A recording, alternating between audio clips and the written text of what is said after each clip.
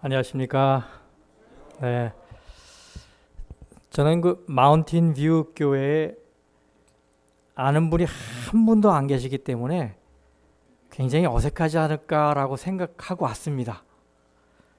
근데 막상 와 보니까 저희 고등학교 선배님도 계시고 후배님도 계시고 또 찬양을 같이 했던 우리 김승국 장로님, 또 박정근 장로님, 집사님, 네, 아는 분들이 꽤 많이 계셔요. 그래서 어색하지가 않습니다 지금.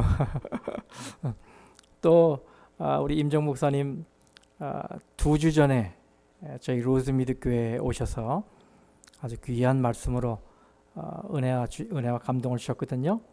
그래서 목사님도 이제 좀 친하게 됐고, 그래서 마음이 아주 편안하게 이 자리에 서게 됐습니다.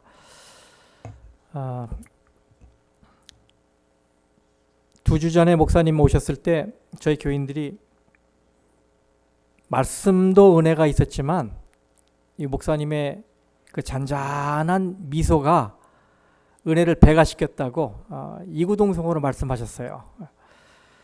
이제는 제가 그 빚을 갚아야 되는데 우리 마운틴 뷰 교인들에게 더 큰 은혜를 줘야 되는데 참 걱정입니다. 여러분 기도 좀 많이 해주시기 바랍니다. 저도 기도를 많이 하면서 말씀을 준비했어요. 제가 바라기는 이 사경의 기간 중에 우리 모든 성도님께서 하나님을 더 가까이 만나시고 또 하나님과 더 깊은 사귐이 있길 바라고, 그래서 신앙이 크게 성장할 수 있게 되기를 간절히 바라겠습니다. 저는 이번 사경의 총 주제로 아이고 이거 왜 이렇게 안 넘어가죠? 네. 참 제자로 사는 길이라는 제목으로 말씀을 드리겠습니다. 교인은 참 많은데 예수님을 따라 십자가까지 가겠다는 제자는 적습니다. 그렇다면 예수님께서 바라시는 제자의 삶에 비춰볼 때 나는 과연 제대로 된 신앙인인가? 돌아볼 수 있는 좋은 기회라고 생각이 됩니다. 과연 누군가가 내 신앙을 본받는다고 하면 나는 그런 모델이 될 만한 신앙인인가? 이번 특별 성회 기간 중에 여러분 계속 되뇌이시고 또 자문해 보시고 또 말씀에 비춰서 자신을 돌아보시는 기회가 되면 참 좋겠습니다. 오늘 첫 시간 말씀의 제목은 예수를 최우선에 두라입니다. 제가 부탁을 드리기는 우리 설교자는 이 강단에 서면 우리 성도님들의 반응에 따라 기별이 더 깊어질 수도 있고 아니면 그냥 막 이렇게 흘러갈 수도 있고 땀 찔찔 흘리다 갈 수도 있고 그래요. 마음에 와닿는 말씀이 있으면 여러분께서 크게 아멘을 해주시면 좋겠습니다. 그렇게 하시겠습니까? 네, 좋습니다. 아멘과 함께 여러분이 믿음이 더 깊어지고 신앙 성장하는 경험을 하시게 될 거예요. 예수님은 군중을 모으는 힘이 있으셨습니다. 지금처럼 이렇게 앰프 시스템이 있는 것도 아닌 그 당시에 복음서 기록에 의하면 여자와 아이를 제외하고 5,000명 모였다고 기록이 돼 있어요. 이 주변에 5,000명 되는 교인이 몇 개가 될까요? 흔치 않잖아요. 그러니까 그 당시 예수님의 인기를 우리가 가늠할 수 있습니다. 또 예수님은 그때 오병이어의 기적을 베푸셨어요. 아마 그 당시 신문이 있었다면 다음날 신문 일면에 아주 대서특필됐을 겁니다. 그렇죠? 뭐 인류의 식량 문제가 해결됐다 이렇게 하면서 아마 크게 이제 헤드라인 뉴스를 떴을 것 같아요. 그 정도로 사람들에게 큰 화제거리가 됐었습니다. 배를 든든히 채운 군중들이 집으로 돌아갔다가 그 다음날 다시 모였습니다. 예수님을 만나기 위해서. 그런데 아무리 찾아도 예수님이 보이질 않는 거예요. 어제 저녁에 제자들은 배를 타고 저 가버나움으로 갔기 때문에 아는데 그때 예수님이 동행하지 않은 건 알고 있거든요. 그런데도 안 계셔서 그들이 수소문하다가 다 같이 배를 얻어 타고 바다를 건너서 가버나움이라는 동네로 갔습니다. 가버나움은 작은 동네이기 때문에 예수님을 거기서 쉽게 만날 수 있었어요. 만나자마자 그들이 물었습니다. 선생님, 언제 여기 오셨습니까? 거기까지 몰려든 이 군중들의 열정은 참 대단했어요. 칭찬할 만했습니다. 그런데 예수님께서는 그런 질문 배후에 숨어있는 그들의 의도를 꿰뚫어 보셨는지 이렇게 이야기하셨습니다. 요한복음 6장 26절이에요. 너희가 나를 찾는 것은 표적을 본 까닭이 아니요 뭐한 까닭이라? 떡을 먹고 배부른 까닭이라. 그러시면서 이어지는 예수님의 말씀은 이 군중들의 기대를 사정없이 무너뜨렸습니다. 6장 35절 말씀 같이 읽어보겠습니다. 시작. 예수께서 이르시되 나는 생명의 떡이니 내게 오는 자는 결코 줄이지 아니할 터이요. 갑자기 예수님의 메뉴판에서 풍성한 음식이 사라지고 듣도 보도 못한 떡이 등장했습니다. 무슨 떡이요? 생명의 떡. 웬 생명의 떡입니까? 사람들이 의아했습니다. 이 새로운 메뉴의 등장에 웅성웅성 됐어요. 그런데 그 다음에 쭉 뒤에 말씀 보니까 이런 말씀이 나와요. 6장 66절입니다. 그때부터 그의 제자 중에서 많은 사람이 떠나가고 다시 그와 함께 다니지 아니하더라. 열광적으로 추종하다가 예수님께서 육신의 배를 채울 산의 진미가 아님을 알게 되자 떠나간 것입니다. 여기 어떤 사람 중에서 떠나갔다고요? 그의 제자 중에서, 예수님을 막 열광적으로 따랐던 제자 중에서 자기들의 기대가 어긋나니까 등을 돌리고 간 겁니다. 더 이상 예수님에게 나올 게 없겠다라고 생각됐던 거예요. 자신들의 기대가 채워지지 않으니까 등을 돌린 것입니다.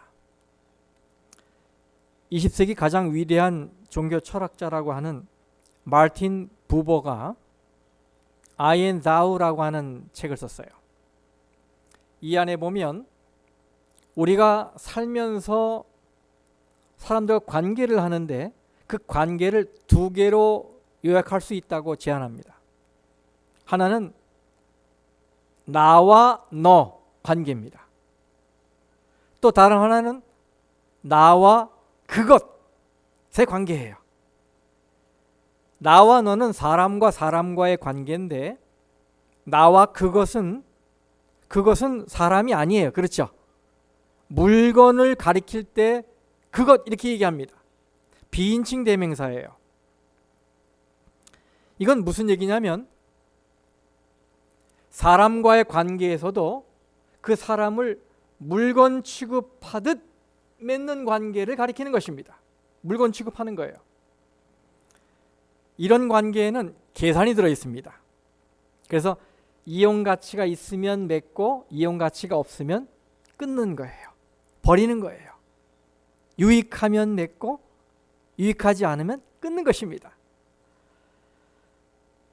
제가 작년 12월에 합회에서 회의가 있어서 가면서 그 글렌데일의 그 합회가 위치해 있는데 그 병원 앞에 그 스리프티 샵이 있어요. 그래서 저는 합회 갈 때쯤이면 제 아내가 이렇게 도네이션할 물품들을 다 이렇게 쌓아놔요. 그럼 제가 그걸 갖다가 이제 기증을 하고 아마 그 스리프트 샵은 그것을 가지고 팔아서 이제 아마 또 좋은 일을 하지 않겠습니까? 그때 기증했던 물품들을 뭐 매번 다르지만 꽤 많은 물품들을 기증했어요. 옷 박스, 뭐 그릇 박스, 침대도 또 기증했어요. 시트, 액자, 또 큰 프린터, 한 1,000불 가까이 되는 프린터예요. 그것. 또 책박스, 막 차양 가득 이 그 밴에 싣고 가서 기증을 했어요. 매년 그렇게 많은 걸 기증을 합니다. 어떤 물건은 꽤 쓸만해 보이기 때문에 제가 자꾸 제 아내 얼굴을 쳐다봅니다. 이것도 기증하냐고. 갖다 주라 그래. 그래서 이건 좀 놔두자고 그래. 빼놓으면 당신 이거 1년 동안 한 번도 안 썼잖아. 앞으로 1년도 안 쓸 거야. 그럼 갖다 주라고. 그럼 또 다 또 싣고 또 이제 가서 이제 갖다 주는 것입니다. 그런데 이 재활용 센터에 갖다 주는 물건들을 보면 엄밀하게 이야기하면 저에게서 버림을 받은 거예요. 더 이상 저희 집에는 쓸모가 없기 때문에 갖다 주는 거예요. 쓸모가 있으면 왜 갖다 줍니까? 그렇죠? 내가 쓰지. 더 이상 이용 가치가 없으니까 버리는 것입니다. 버리는 거예요. 이렇게 이용 가치를 따져서 맺기도 하고 버리는 관계, 이런 거를 I and it, 나와 그것의 관계라고 규정을 했어요. 그런데 우리 주변에는 사람들과의 관계에서 이런 식으로 관계를 맺는 사람들이 있습니다. 심지어 부부 간에도 서로 이용하고, 또 친구 간에도 서로 이용하고, 심지어 교인 간에도 서로 이용하는 일들이 있어요. 계산적인 관계입니다. 그렇죠? 유익해야만 맺고, 유익하지 않으면 맺었다가 연락 오면 안 받고, 나중에 연락처를 지우고, 이렇게 서서히 멀어지는 관계예요. 그런데 문제는 신앙에서도 이런 식으로 신앙생활하는 분들이 있다는 것입니다. 이런 식으로. 하나님과의 관계도 이런 식으로 맺는 거예요. 하나님을 뭐 취급하는 거예요? 물건 취급하는 거예요. it. 물건 취급하는 것입니다. 그러다가 하나님이 더 이상 내 삶에 유익하지 않으면 하나님을 멀리하고 교회도 멀리하는 거예요. 이 미국에 있는 메가 처치 중에 두 번째로 큰 교회로 알려진 교회가 사우스 캐롤라이나주에 있는 파인 스프링 처치입니다. 이 파인 스프링, 뉴 스프링이죠. 죄송합니다. 이 뉴 스프링 처치인데, 이 뉴 스프링 처치의 설립자이면서 담임 목사였던 페리 노블이라는 목사가 있어요. 그런데 그 목사가 그 교회에서 아주 희한한 캠페인을 한번 벌였어요. 90일 11조 도전 캠페인입니다. 여러분 들어보셨죠? 그때 이 담임 목사인 페리 노블이 교인들에게 이렇게 선언했어요. 만일 당신이 11조를 드린 후에 90일 이내로 축복을 받지 못하면 교회는 그 기간에 당신이 드린 11조를 100% 환불해 주겠습니다. 머니백 해주겠다는 것입니다. 90일 내로 복을 받지 못했다고 자신이 얘기하면 100% 환불해 주는 거예요. 11조를. 여러분, 이런 캠페인을 벌인 이후에 그 교회 11조가 어떻게 됐을까요? 어떻게 되겠습니까? 예, 굉장히 성장했어요. 보니까 매년 성장했어요. 4년 동안 환불 요청해서 받아간 사람이 1% 정도예요. 그 중에도 있습니다 또. 1% 미만이 환불 요청해서 받아갔답니다. 그리고 그 이후에 여러 주변 교회들이 이 뉴 스프링 교회의 이 캠페인을 벤치마킹해서 하고 있어요. 지금도 하는 교회들이 있어요. 예, 지금도. 90일 11조 도전에서 복을 못 받았다 생각하면 머니백 해주겠다. 여러분, 이런 캠페인이 바람직할까요? 어떻게 생각하세요? 여러분의 신앙 관점에서 어떻습니까? 괜찮은 겁니까? 이건 마치 굉장한 믿음의 행사처럼 보여요. 그렇죠? 하나님이 날 복 주실 거야 하고 탁 복 주시나 안 주시나 계속 90일 동안 세지 않겠습니까? 그렇죠? 근데 이렇게 물질적인 복을 기대하며 헌금을 내게 해서 흔히 얘기하는 기복신앙을 키우는 건 대단히 위험한 발상이죠. 이것은 루터의 종교개혁을 자극한 이 캐톨릭의 면죄부 판매와 다를 바 없는 겁니다. 또 한동안 확 부흥했다가 지금은 좀 사그라들었던 번영신학, 그죠? Prosperity Theology, Prosperity Gospel 이런 그것과 다를 바가 없어요. 그것들의 근본 사상은 뭐냐면 돈 주고 복 받는 겁니다. 돈 주고 복을 거슬러 받는 거예요. 대단히 위험하죠. 왜냐하면 하나님을 출세와 성공의 수단으로 이용하는 것이기 때문에 그래요. 그리고 내가 드린 헌금이 90일 안에 몇 배의 물질로 되돌아오는 게 축복이라면, 그러면 헌금을 드렸는데도 여전히 물질적으로 가난하고 여전히 사업이 지지부진한 건 저주란 말입니까? 하나님은 그 사람의 행복을 위해서 90일이 아니라 900일 이후에 복을 주시려고 하는데 90일 안에 결판이 안 났다고 어떻게 합니까? 하나님에 대해서 원망하고 돈을 달라고 이렇게 요청하는 것을 하나님 보시고 얼마나 마음 아프시겠어요. 그죠? 하나님의 계획은 다른데 이런 캠페인들은 하나님의 역사 그리고 하나님의 품성을 아주 완전히 왜곡하는 그런 캠페인이에요. 그리고 여러분 아시다시피 스튜어십, 이 청지기 정신의 기본이 뭡니까? 돈은 처음부터 내 것이 아니다. 여기서 시작하잖아요. 그렇죠? 하나님이 그걸 기대하시잖아요. 그런데 이 머니백 개런티 사상은 마치 내가 그 돈의 주인인 양 행세하게 함으로써 바로 이 청지기 직분에 큰 혼란을 주는 것입니다. 그런데 이런 잘못된 신앙관으로 교회 재정, 복음 재정 올린다고 엉뚱한 이 캠페인을 벌였던 이 페리 노블 목사가 지난 2016년 7월 1일부로 해임됐어요. 교회 측에서 발표한 해임 사유는 이 페리 노블 목사가 그동안 알코올 중독으로 정신과 치료를 받고 있었답니다. 목사인데 그것 때문에 가정 불화가 심해져서 더 이상 목회를 지속할 수 없는 상황에 이르렀기 때문이라고 교회에서 발표를 했어요.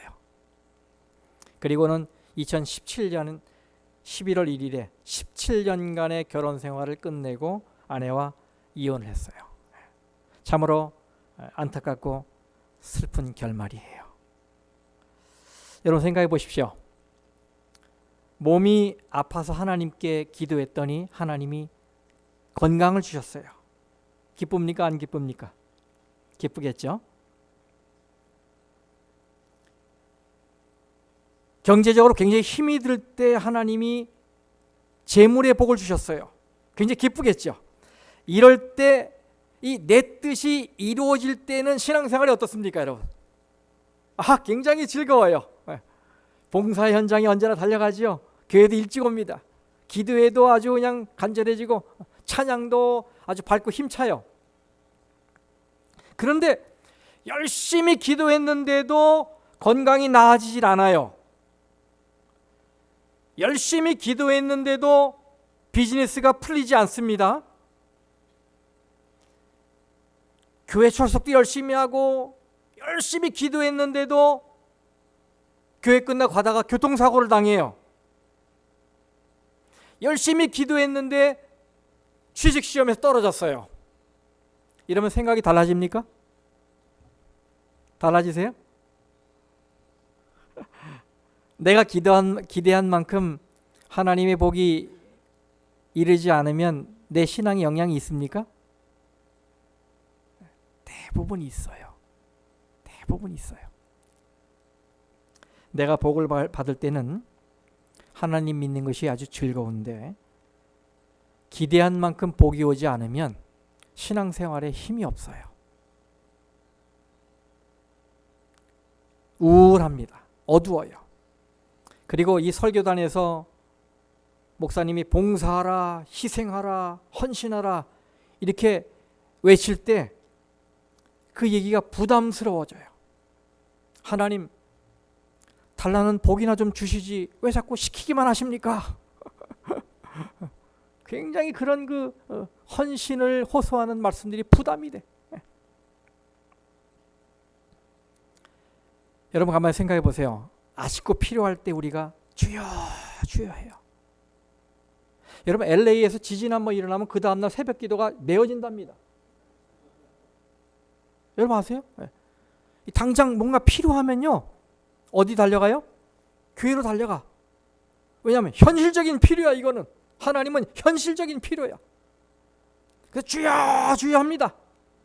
그런데 요구가 탁 채워지면 사람이 달라져요. 달라져. 점점 마음이 식어요. 그러다가 또 기대가 채워지지 않으면 멀어집니다. 이렇게 내 이익 앞에서 사랑도 변하고 우정도 변하고 신앙도 변하는 것, 이것이 나와 그것의 관계라고 말하는 거예요. 나와 그것의 관계. 유대 군중이 그랬습니다. 자신의 굶주린 배를 채울 떡을 기대하고 왔는데 예수님이 생명의 떡 운운하니까 어떻게 해요? 더 이상 여기서 내가 받을 게 없구나. 기대를 저버린 거예요. 그래서 어떻게 합니까?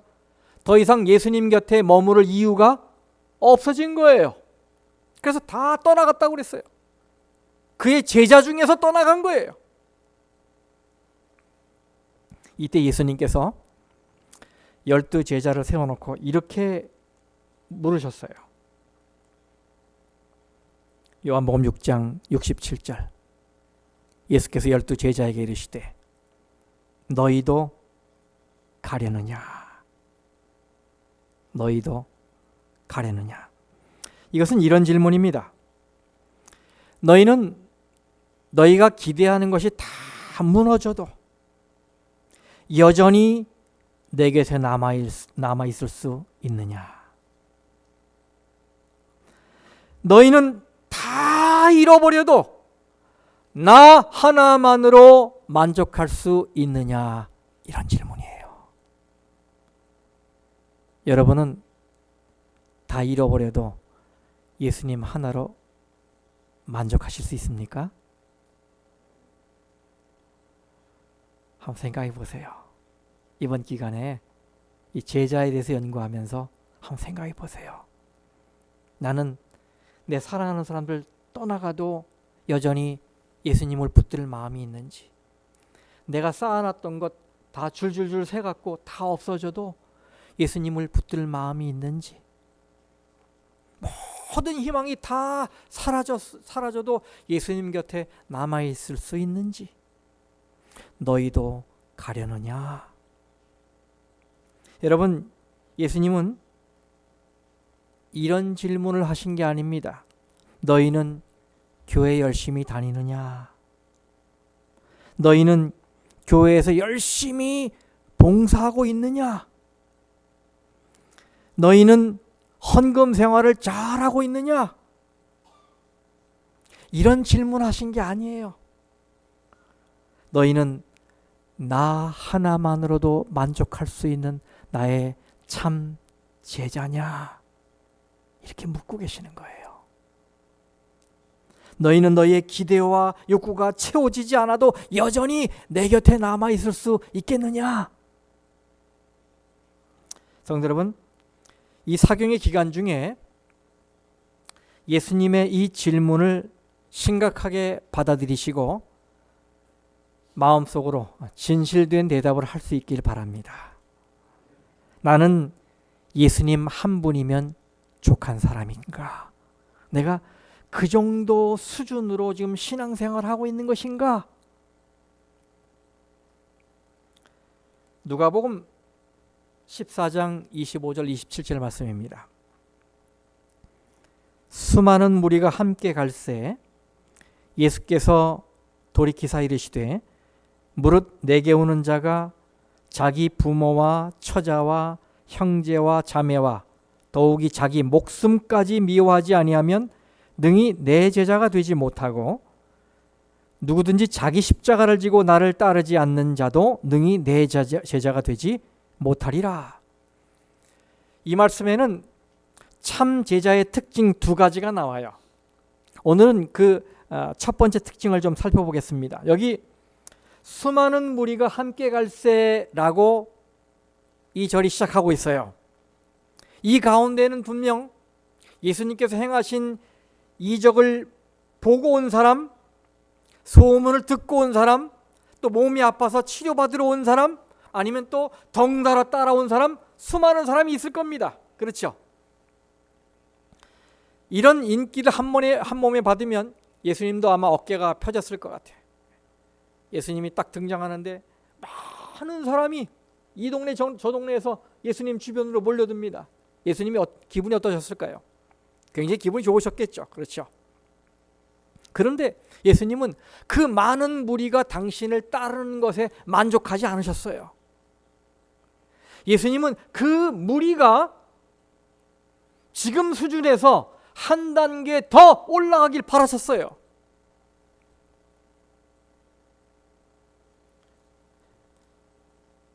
예수님은 오늘 우리에게도 그런 기대를 가지십니다.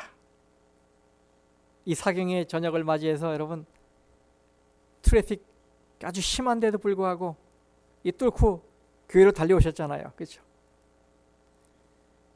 여러분이 진짜 교인들이세요. 진짜 재림 교인들, 하나님이 정말 사랑하시는 교인들이세요. 그런데 이 수준은 아니라 한 단계 더 올라가길 바라세요. 한 단계 더. 예수님이 이런 도전적인 말씀을 하셨어요. 14장 26절 말씀 보세요. 제가 노란색을 친 그 부분을 같이 한번 읽어보겠습니다. 시작. 무릇 내게 오는 자가 자기 부모와 처자와 형제와 자매와 더욱이 자기 목숨까지 미워하지 아니하면 능히 내 제자가 되지 못하고. 자, 예수님은 여기서 내 제자가 되려면 부모도 미워하고 처자식도 미워하고 형제도 미워하고 심지어 뭐까지? 자기 목숨까지 미워해야 한다고 말씀하십니다. 그러면 진짜 가족을 미워해야 예수님의 제자가 된다는 말씀입니까? 만일 그렇다면 부모 공경을 말씀하신 분도 예수님인데 어떻게 된 겁니까? 이런 모순이 어디 있어요? 그렇죠?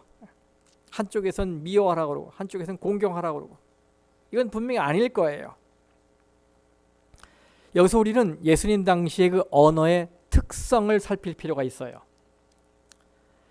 그 당시 사용하던 이 히브리어나 아람어에는 비교급의 표현이 없어요. 그래서 조금 더, 이 more 이라는 이 말이 없기 때문에 어떤 말을 강조하시려면 그 말을 2번 반복하는 거로 강조를 했어요.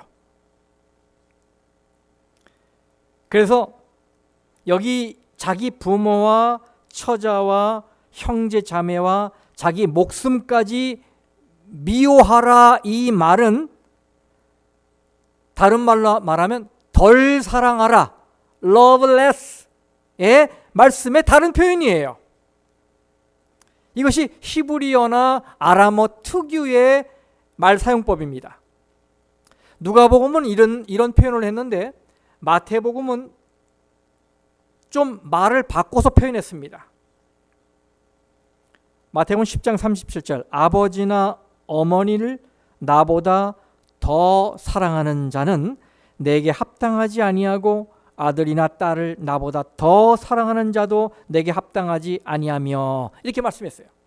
그러므로 내 제자가 되려면 자기 가족도 자기 목숨도 미워해야 한다라는 이 예수님의 말씀은 예수님을 더 사랑하라라는 말씀의 다른 표현이에요. 아시겠죠? 예수님을 더 사랑하라라는 말씀의 다른 표현이에요. 사랑의 순서에 있어서 누가 우선이 되어야 된다?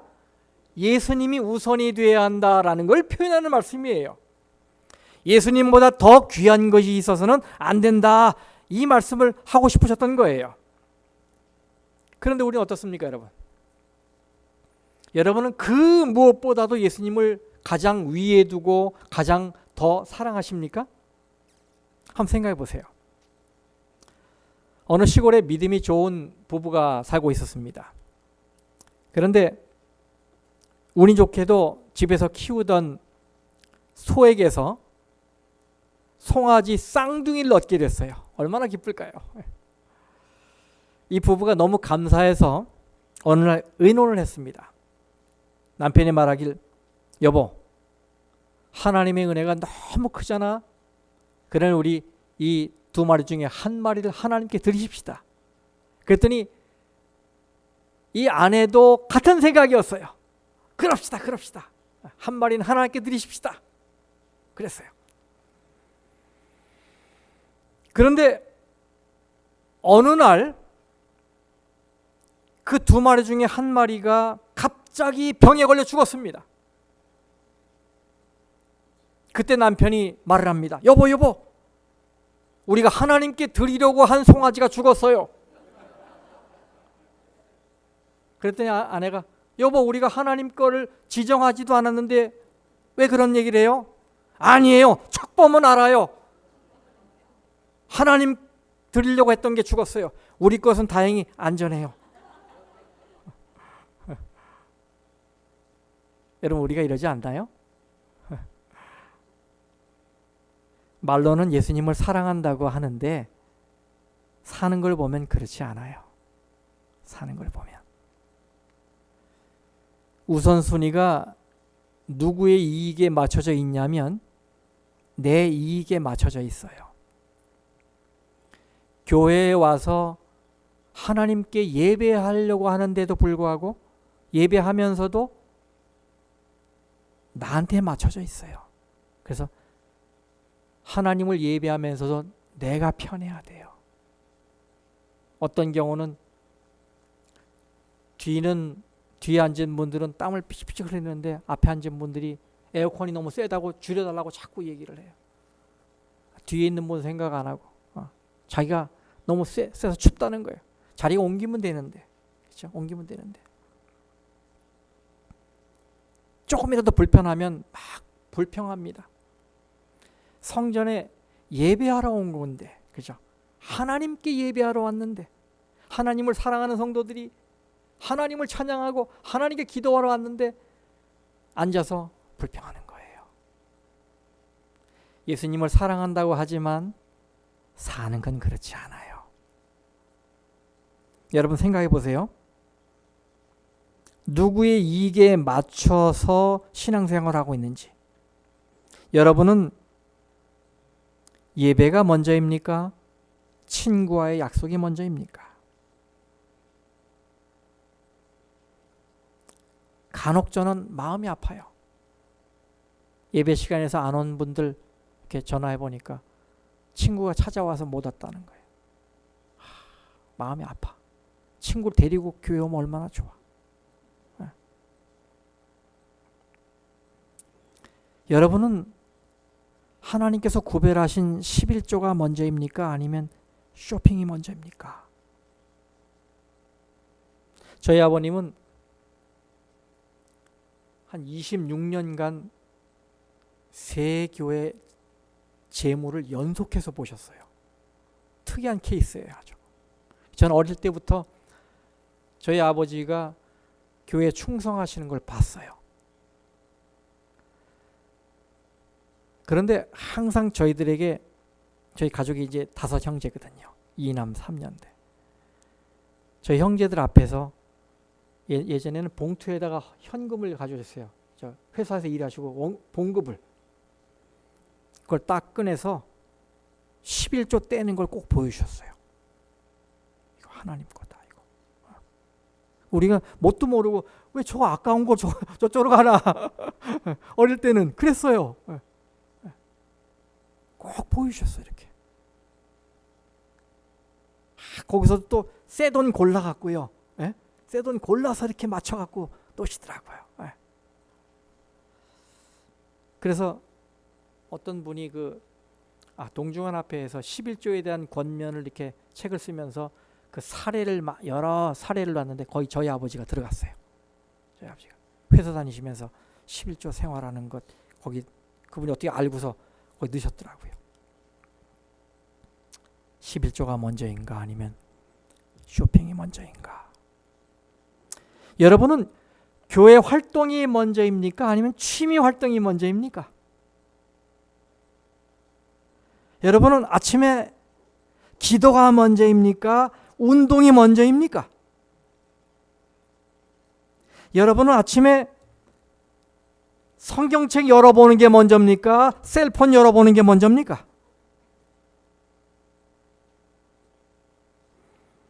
여러분은 안식일에 하나님께 예배 드릴 생각이 먼저입니까? 아니면 예배 마치고 어디 놀러 갈 생각이 먼저입니까?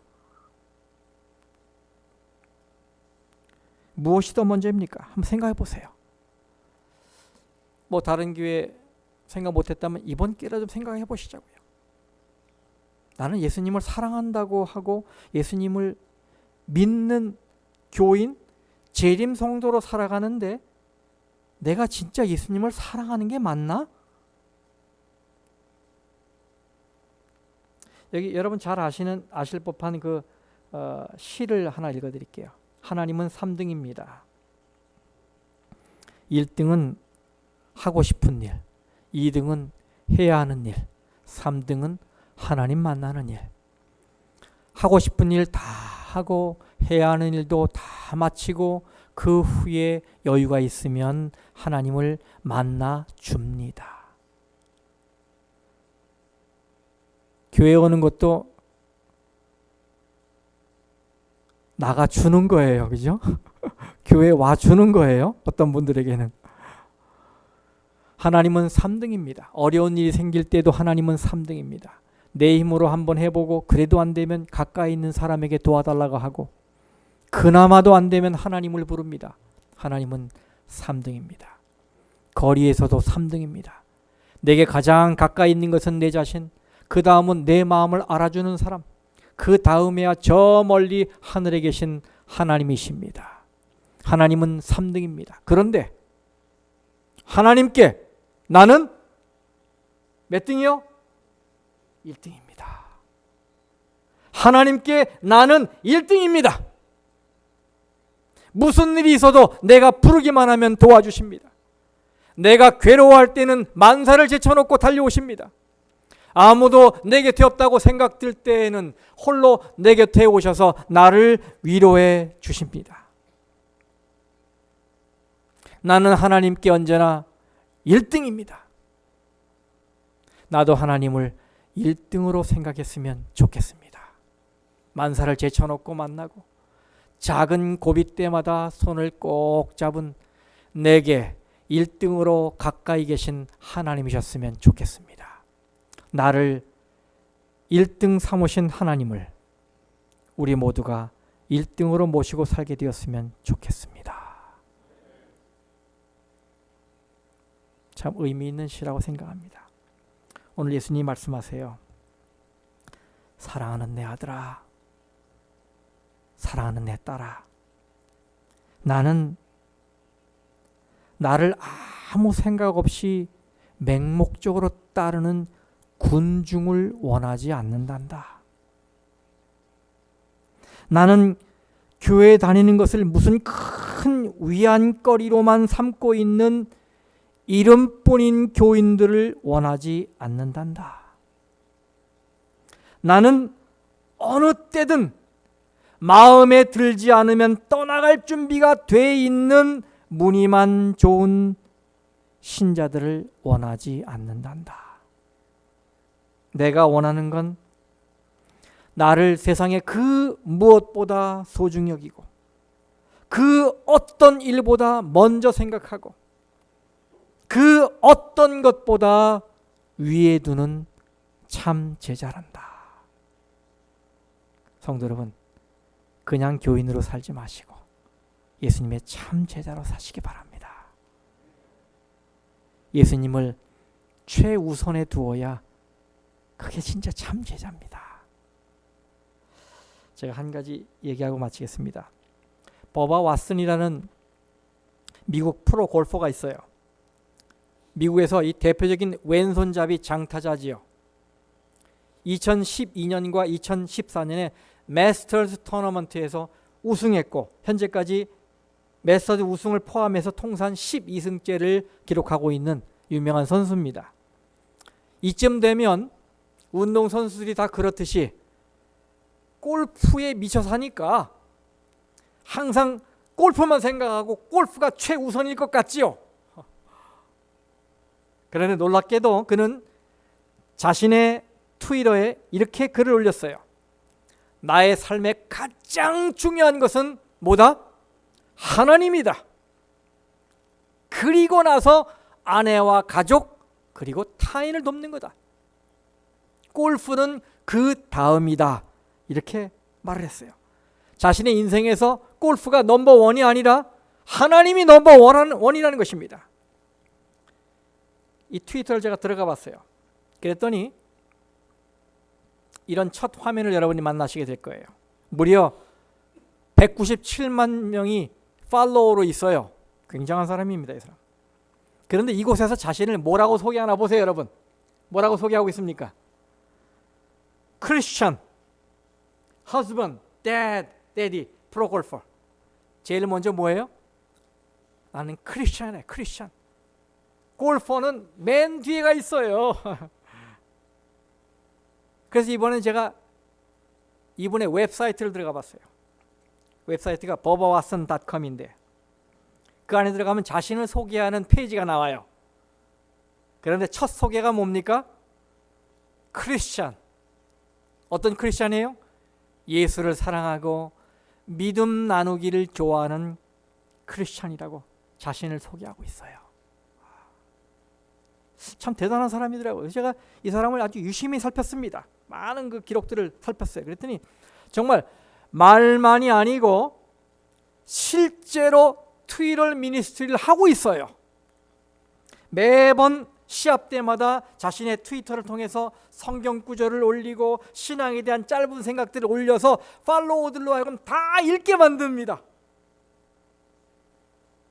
그는 자신의 소신을 이렇게 밝혀요. 세상엔 골프보다 중요한 게 많습니다. 골프는 예수님이 나를 사용하기 위해 내게 주신 삶의 도구일 뿐이지 우승을 성취하고 내가 높아지기 위한 목적이 아닙니다. 그러면서 왓슨은 시합 때마다 만나는 이 PGA 선수들과 함께 성경 공부를 하고 있어요. 성경 공부를.